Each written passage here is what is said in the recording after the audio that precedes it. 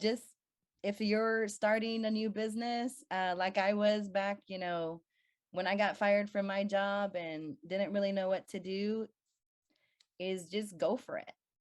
Start learning and just believe in yourself, because that was one thing that I think, I guess, held me back, was really believing in myself at first.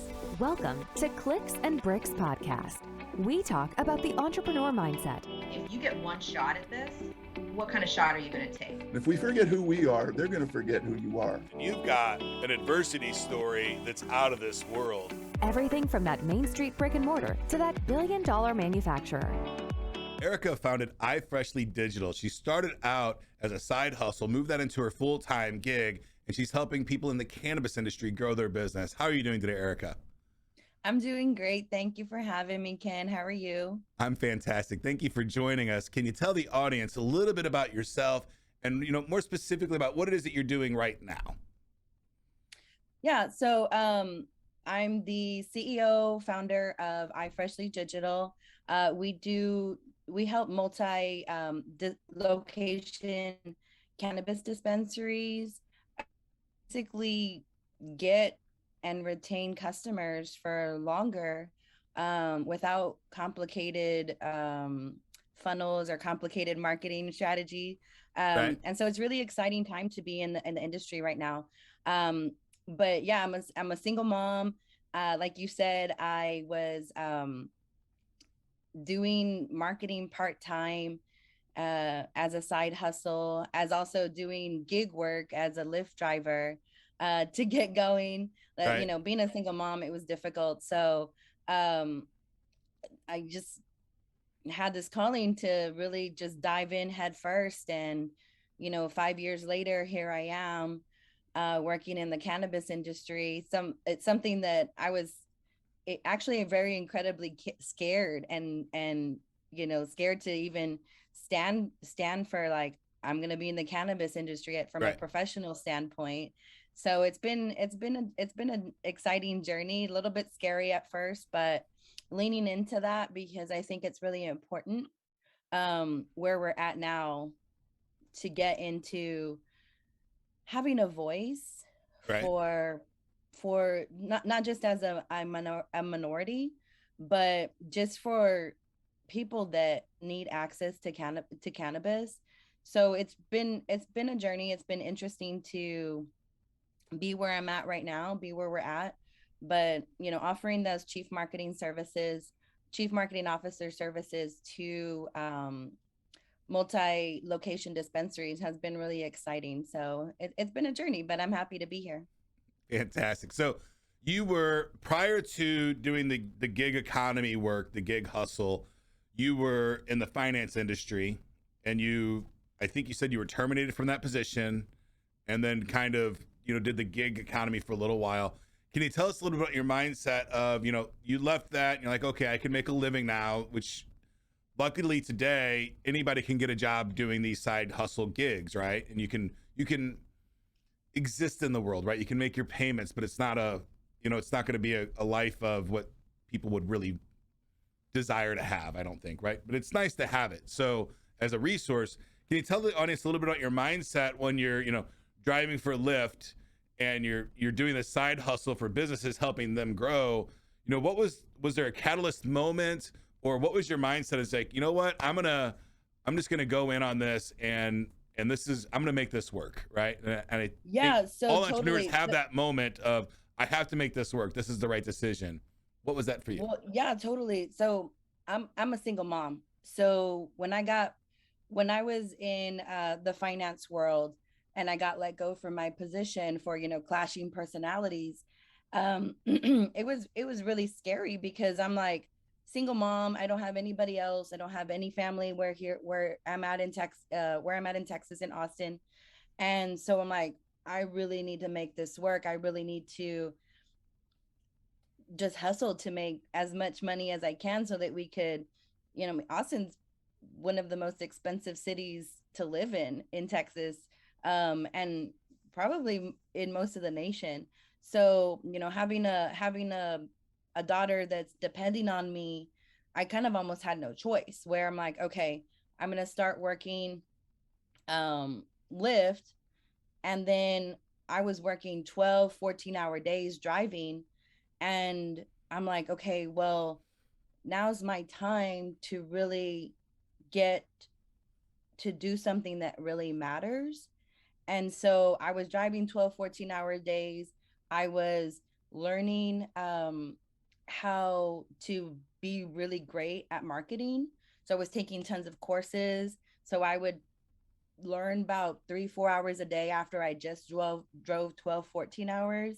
Then I'd sleep maybe a couple hours, 3 hours maybe. Right. And then I'd get up, do it all over again, and just keep hustling. Um, like I said, I'd been doing freelance marketing since 2009, since my daughter was a baby. But when I went through divorce and all that stuff, I had to go into the job market, and it had always been calling back to me to get into marketing again.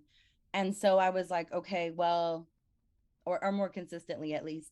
So I was like, okay, this is my time once I got let go from the the finance job. So when I was just side hustling both my business and Lyft, it was really scary, but I Yeah. actually ended up making more money driving for Lyft and doing my side hustle than I was at my 9 to 5 job. So when I saw that, I was like, "Oh, I can just keep doing this and actually be able to survive, have that time flexibility, and still be able to reach my goals." So it was Right. just literally just the hustle mindset. I'm like, I'm going to make this happen. I don't have any other choice. I'm going to keep going for it, because if I don't, I can't feed my daughter and I can't put a roof over her head, you know? So it Right. would just really just do it. There was Right. no other choice, you know? So And it made me a stronger. absolutely, those adversities and overcoming them and making the decision to go for it, it is an inspiring thing. And so many people choose not to make that jump, and it's sad if they don't want it, then that's fine. But if they want to make that jump and they're thinking about it for a long time and never make that jump, I think that's probably one of the worst things you could do with your life, is want to do something and not try to do it. But Right. when you first started iFreshly, you said you were doing all kinds of different businesses and you honed in on the cannabis industry. What, how was that decision made? And I mean, obviously we're in, a green rush right now. And I think we're going to be in this green rush from now until, all 50 states are legal and then it becomes federally legal, which we all think it will. Our current administration was very clear in the voting process that they were going to decriminalize it nationwide.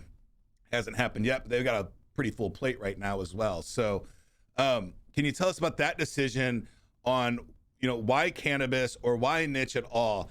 This is a huge topic for business owners, to niche or not to niche. We talk about it all the time, and I think it's a personal decision.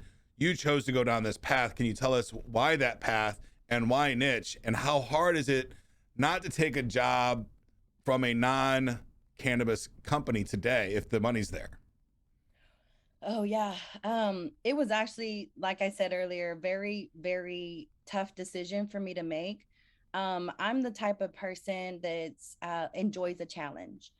I love all different industries and I love doing research. I love doing, if there's a challenge in front of me, I want to be able to tackle it, overcome it, figure it out, even if I have no knowledge of it, right? And to be Right. able to execute a successful strategy and a successful plan as far as social media or even just helping that business grow, right? And so I was working with, every pretty much every industry, from a mechanics to photography, all everywhere, all over across the board. And I was, we've been doing really well. Especially even when the pandemic hit, obviously everybody's going online and needing help with their websites, their web presence. But then there came a certain point where I realized, once I actually got a mentor, there's that famous term that there's riches in the niches, or I don't know if Yes. you've heard that or if anybody's heard that, but I got told that and I'm like, okay, well, that's fair. And I really want to scale my business to, a certain point, and I can't scale if I'm spreading myself too thin. And I always thought that if I honed in on one thing, then it would prevent me from really growing. But it was the actual opposite. Right. And so when I really got down to it and started thinking about, okay, well, if I niche down, what am I going to do? Well, my branding was naturally attracting cannabis companies as it was already. Just my colors, my just what I had to offer just as my business, as marketing, Right. it was already attractive to cannabis companies. And so once I changed all my marketing materials over, my website, everything, I literally have increased my following. Even I think it's been like 20%, 15-20% in just Wow. that, just changing my marketing materials over. So I mean there's so much more to it, obviously, but when I actually changed everything over, it was probably one of the scariest decisions I made, because as a professional, right, there's a stigma if you are a cannabis user. And that in itself is scary because I live in a state where it's illegal, right? Where Right. cannabis is illegal. And so that was a scary move for me, because I'm like, okay, well, if I make this stance, is it going to drive people away?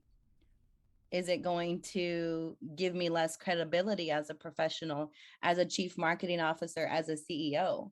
So that was just scary in itself. And when I do get clients or potential prospects coming to me to request services, it's difficult to say no, because it's like, oh, well, there's this big job that's coming my way. I didn't even go hunt for it, and they're coming to me.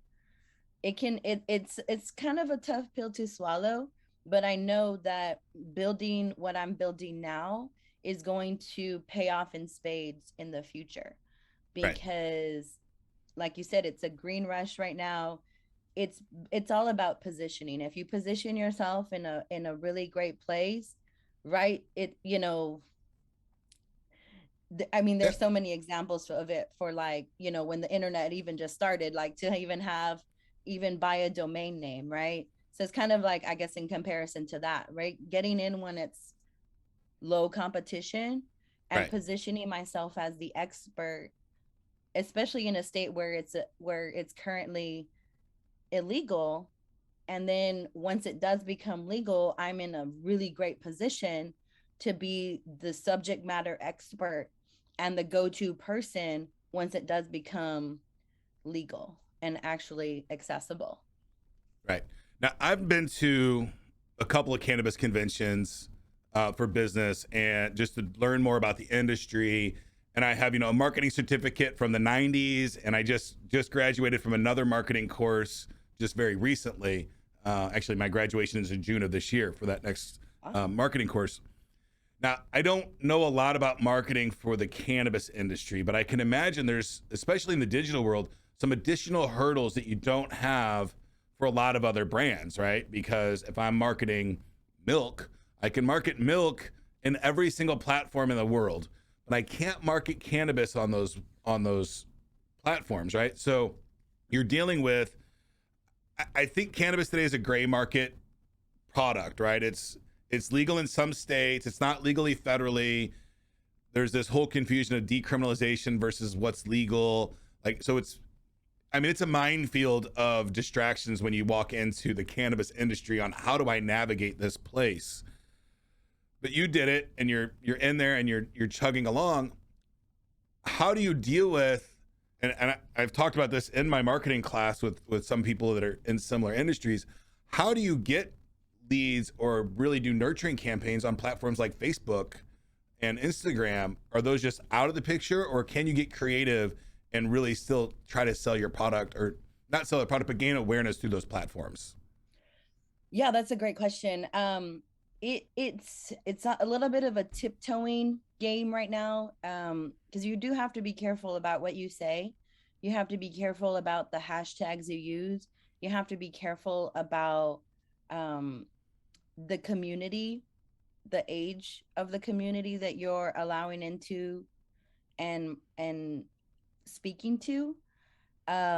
You it's kind of a you do have to get creative. You have to be very creative, and you have to know, and that's where actually having a real strategy comes into play, is you have to know the words, your messaging, and really where your ideal clients are going to be. So you can't necessarily say, um, my clientele, I can only market on Instagram or TikTok or whatever.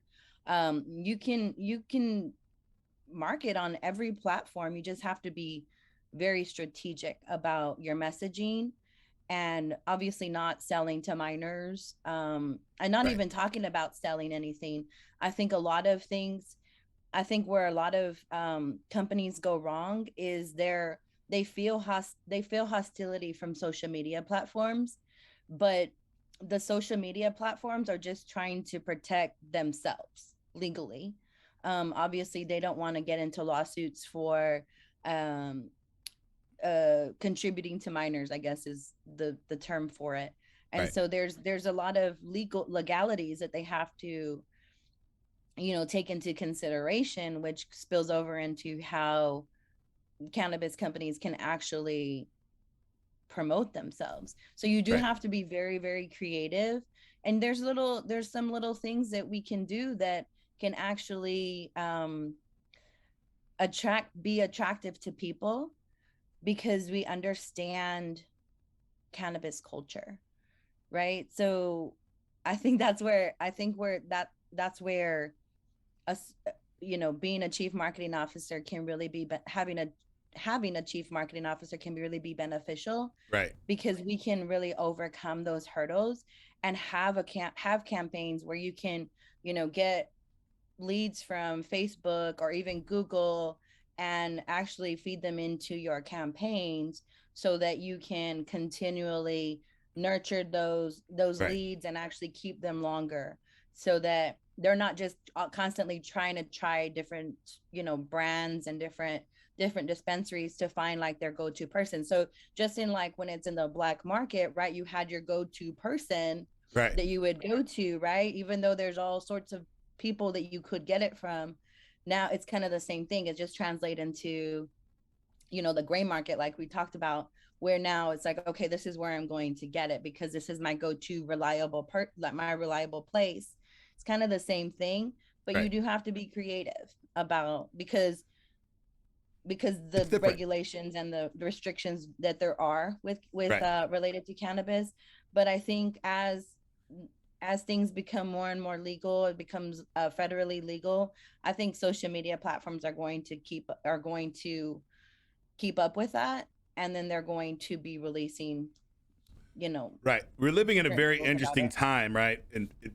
This March of 2022. And I know that Facebook right now is removing specific categories that you can demographically target inside their platform. We're going to lose third-party cookies next year. So I think we've been kind of spoiled with this transactional ability to market. Here's my product, buy my product. That is going to get significantly harder next year. Brand awareness first, right? You're going to be talking about brand awareness all the time, and then people are going to just know you and come to you. I think that's been lost in digital marketing today. It's been buy my product, buy my product, buy my product. And I think in the next 2 years, with Apple's, really pushing their, no third-party cookies, Google's going that way, it's going to be more challenging to market the transactional based marketing in 23 than it's been in the past, I think probably 10 years, right? So having your expertise in the way you're doing it, I think is going to be how all companies are going to have to be moving towards moving forward, that awareness, build that list, right? And then continue to nurture that list long term. So that's phenomenal. Most definitely. Because it is really challenging. You can't just say, hey, come here and buy this product. There's no buy now button. You got to, I guess there is buy now buttons in some places. But you still got to go to the store and pick it up. California does delivery, right? Yeah. Yeah. So now, again, minefield of problems when you walk into the cannabis industry, right? bank regulations, federal regulations. You know, we had, I don't know if it was the 80s or the 90s when the federal government came in and really arrested a lot of the paraphernalia, the glass makers in our country, right? That was a huge deal. And they weren't selling cannabis, they were selling paraphernalia. So, Yeah. you know, the federal government can kind of change its mind at will and destroy the entire economy. I don't think they're going to, but that's a scary thought process. Can you tell the audience, like, if I'm in a state that's decriminalized cannabis and I want to go into that industry, you know, we're not a lawyer and this is not legal advice, but what is the difference in your mind, at least, between decriminalized and legal? Like, is that a big difference? Is it a fine line? Or, you know, kind of from your mindset being in the industry, what does that mean to you? So I think it is a very, very fine line, right? And it's confusing to a lot of people right now. So I live in Texas, and Texas is not a legal cannabis state. And so, but they have, and not a lot of people know about it. And because, you know, Texas isn't publicizing it because we are traditionally a conservative state. So it's not really publicized on what's on the different types of, I guess, rules that are in place now. So I'm just going to use Texas as an example because I'm in Texas. So the difference from legalizing, from it being legal, is the plant itself is not taxable. It's not, and I guess that's the main thing, right? Not Right. taxable. So it's not legal. Whereas alcohol is taxable, so it's legal, right? And so Okay. decriminalization is meaning that, okay, it's illegal, but you're not going to get in trouble for it. And so, Okay. so you're not going to get in trouble for having it. We understand that you're going to get it and you're going to have it, but we don't have enough resources to really care to put you in jail for it, Right. you know?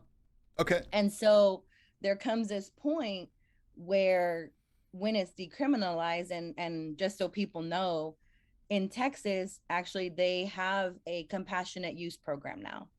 And so with that program, they've actually changed some of back in 2021, they changed some of the rules on it.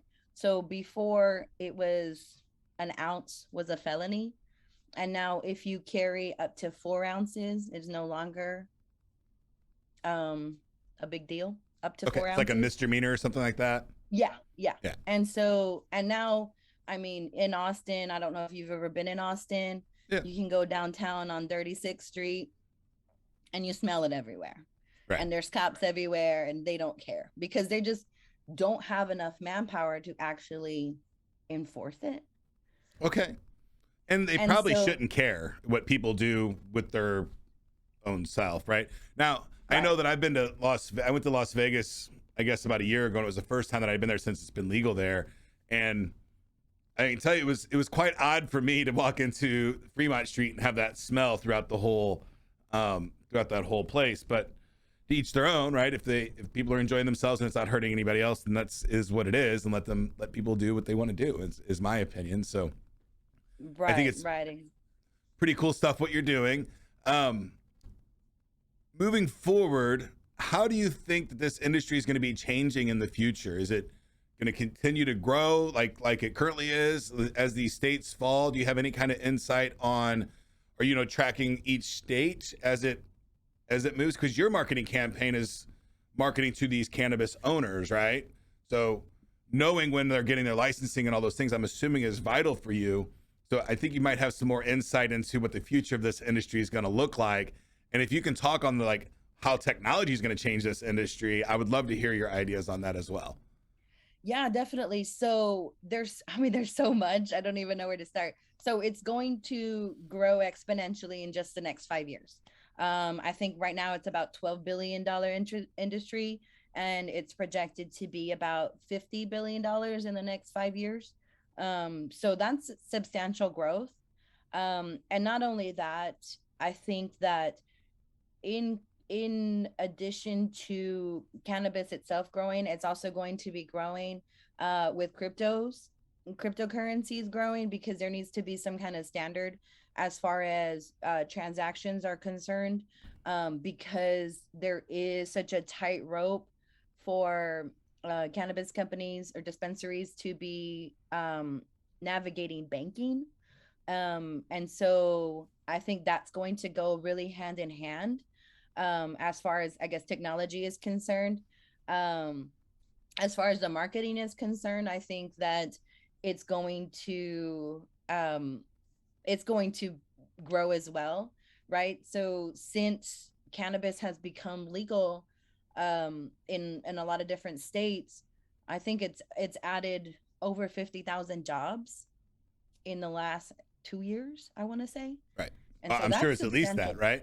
And that's direct Yeah, jobs, not even including like your job and not ancillary the jobs, exactly. like the pump, the guys that manufacture the pumps and the greenhouses and the pots and all of these things are that's all ancillary jobs to that industry, Mhm. right? Which is also amazing. Right, exactly. So it's continuing to grow exponentially, and it's what the people want, Right. right? And not just that, it has to do with sustainability too, because I mean hemp um is a really really important Commodity. in yeah, it's like a really great resource in building materials, in I think there's even a process to do like some kind of fuel or something like that with hemp. And so there's all these things that it has like that we haven't been able to use hemp for, cannabis for, that has stopped our progression as a Right. nation. And so I think it's just like people are craving a change. Right. And with cannabis being legal across the board, there's so much that we could do, as far as, I don't like to get too Yeah. political about things, Right. but I mean, it can really change it can really change, it can be a game changer for the US. Absolutely. um as far as taxes are concerned, and helping build back like our infrastructure, even just in Texas, is, pardon my language, but it's like gone to It's shit, falling apart. Yes. Yes. It it's is falling definitely apart. And like, we need resources to be able to build back up and to be able to sustain and maintain. But at the rate that we're going, even just using fossil fuels and things that aren't sustainable, is hurting us. And so when we really lean into that, the green resources that we have, that are renewable, that are actually sustainable and durable, why aren't we doing it, right? And that's right. what really bothers me, and which it made me really that and that's really a big reason why I leaned into picking cannabis as my niche, because I feel like a big calling to really make a difference in this industry, to really get it to, I guess, destigmatize it Right. in Yeah. general, because there has been so many propaganda campaigns to, Yes. make it It's definitely seem. been under attack for my entire life into these Yeah, past probably 10 years, I guess. So now it's a huge industry. It's growing super duper fast. The feeling that I get is that big companies are coming in, tobacco's coming in, all of those things. Is it too late to get into this industry? I don't think so. I No? think it's a We really still great really time to early, be. or are we pretty far down the path? Are the players already defined, or is there plenty of room for new players to come in on those I think ancillary there's services like marketing and manufacturing and things like that? Yeah, totally. I think that there is totally room for it. I think it's all a mindset thing, right? When people are like, "Oh, it's too late for me to get in the game. Everybody's already in it." Um, there's no reason why you can't get into any ancillary jobs, as far as it's concerned, as far as cannabis is concerned, or even just directly in the actual field of being a dispensary or being a grower, because I mean, even right now there's, supply chain issues.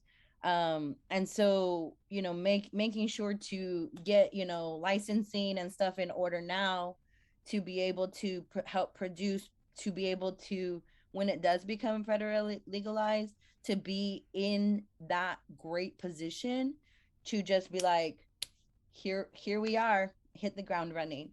Right. And so I don't think, I mean, I come from an abundance mindset, right? That's the only way I've ever been able to, as an entrepreneur, Yep. be able to grow my business, is like, okay, Plenty of room for everybody. yeah, Yes. there's an unlimited amount of resources. I just need to tap into it, and there's enough for everybody. Yes. Is always been my mindset, and to never feel like it's too late, because I mean, I could have long time ago say, well, it's, there's tons of marketing agencies, why would anybody really want to give me money to run their marketing campaigns, so I don't Right. think it's ever too late. I don't think All it's right. too late. So now imagine there's somebody listening to this episode or watching this episode, and they're driving Uber, Lyft, single mom, single dad, doesn't matter. They don't know what to do next, and they think that they want to try something. What advice do you have for that person? Is find something that you're passionate about and create an online presence, whether that's hiring somebody to do it for you on the cheap or creating it and learning it yourself. That's what I did. I'm self-taught on a lot of things. Back when my daughter was, a it in utero, I was learning how to build websites. I learned how to build a website from scratch.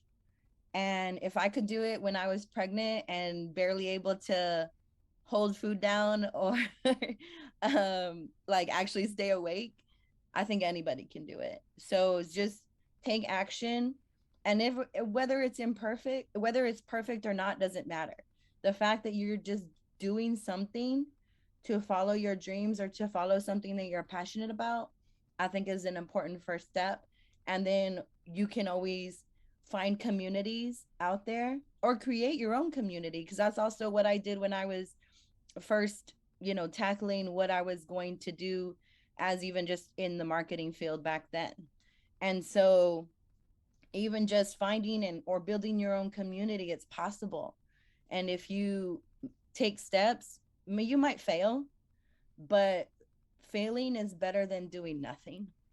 Absolutely. Failing, you should really look at your failures as learning experiences and helping you get to your next step. You're gonna fail.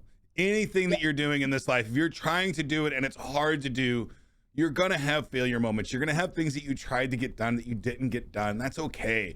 What's not okay is quitting, giving up, and walking away on your dream, right? That's, to me, unacceptable. If you have a dream and you want to go for it, and don't stop trying. Just keep going, right? You'll get somewhere better than sitting on your couch watching Netflix, I promise, right? Yeah, so, exactly. Exactly. Absolutely. I actually met somebody last night, and they were asking me, we were doing an event mixer about cryptocurrencies, and they were asking me what kind of shows I was into, and I'm like, I don't watch TV. And they're like, what? Right. I do. I watch about an hour of TV every night right before bed with the wife. That's our downtime that we get to just relax and kind of empty our brains before we go to bed. And I do enjoy it, but I would not enjoy 6 hours a night of it, for sure. No, exactly. I mean, I have my time with my daughter. We watch a show or whatever. Right. But as far as that's my hobby or that's something that I do on the regular, like, I get so excited about what I'm doing that spending too much time watching TV makes me like feel like I'm letting somebody down in some way, or even just myself, because I know there's so many things that I could be doing or preparing for or learning, that if I'm going to be spending that amount of time, I'd rather just do something productive.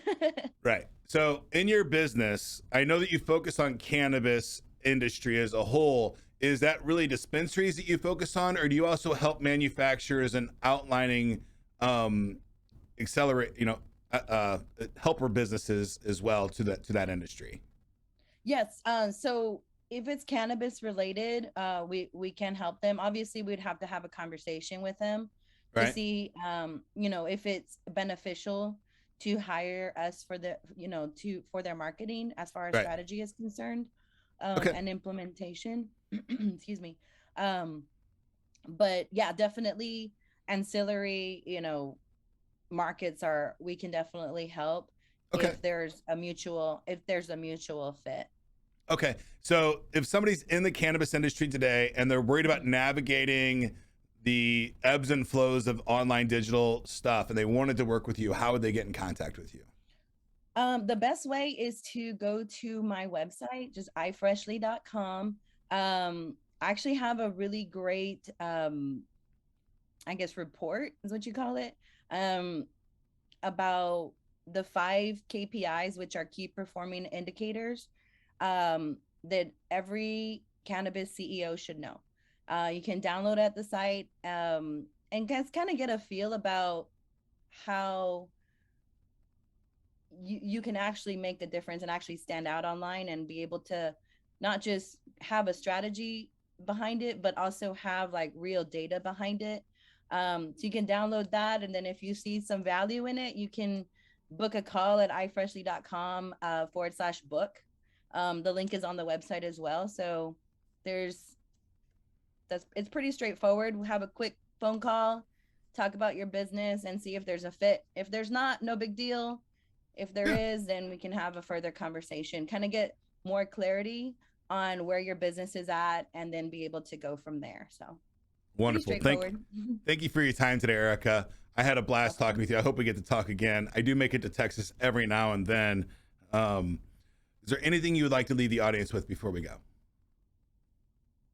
Um, well, thank you for your time. I really did have a blast talking with you as well. But as far as the audience is concerned, um, just if you're starting a new business, like I was back, when I got fired from my job and didn't really know what to do, is just go for it. Start learning and just believe in yourself, because that was one thing that I think I guess held me back, was really believing in myself at first, that anybody really would want to hear what I had to say or had to do. And so once I overcame that, then everything became possible. Wonderful. Thank you so much for that. It's very, very important. I know there's a lot of people out there that want to make that jump. They're just afraid to take that first step. Take the first step. The second one will be obvious, I promise. But if you don't do the first one, and it can be anything, right? It can be writing the idea down. It can be starting a Facebook page, whatever it is, just start making steps towards it. Make the decision and say, I'm going to start doing this. I don't know what I'm doing, and that's okay. I'm going to do something though. And you'll get somewhere, right? Who knows where it's going to be, but you should just enjoy that experience and that fun. It's a learning experience. It's a lot of fun to do. So thank you so much for your time today, Eric. I hope we talk again soon. Of course. Thank you. We'll talk to you soon. Yes. That's it for today's show, folks. Again, if you'd like to join my text line community, the number is 314-370-2871. Text me any question about business or technology, and I will send you an absolutely free, unbiased opinion. Get to work.